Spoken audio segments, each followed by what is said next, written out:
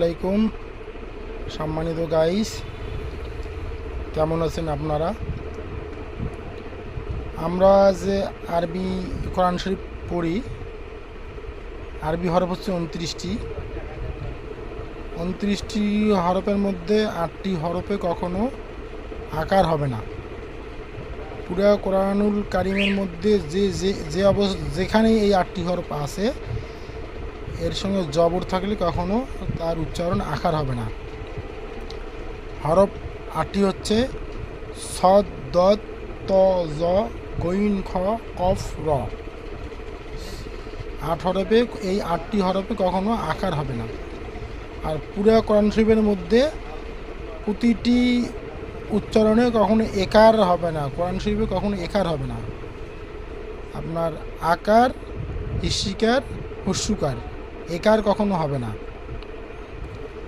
বা জবর বা, বাজের বি, বা পেশ বু, কিন্তু বাজের বে হবে না, বি হবে। আর এই 8টা হরফ যেটা বললাম, সদ, দদ, ত, জ, গইন, খ, কফ, র, এই 8 হরফে কখনো আকার হবে না। পাশাপাশি কলকলা হরফ আছে 5টি। এই 5টি হরফ যেখানে থাকবে, সেই হরফ, ওই উচ্চারণগুলি কলকলা করে পড়তে হবে। হরফ 5টি হচ্ছে কপ, ত, বা, জিম, দাল। কপ, ত, বা, জিম, দাল। এই 5টি হরফ কোরআন শরীফ পড়তে যেখানে পাবো আমরা, সেখানে অবশ্যই কলকলা করিয়া পড়তে হবে। আর নুন সাকিনের পরে যদি 8 হরফের এক হরফ পাওয়া যায়, তাহলে ওই নুন সাকিন গুন্না করিয়া পড়তে হবে না। 8 হরফ হচ্ছে হামজা, হা, আইন, হা, গইন, খ, কফ, র।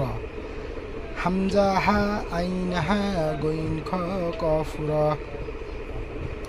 কলকলা হরফ 5টি, কপ্তা, বা, জিম, দাল। কলকলা হরফ কয়টি? কলকলা হরফ 5টি, কপ্তা, বা, জিম, দাল।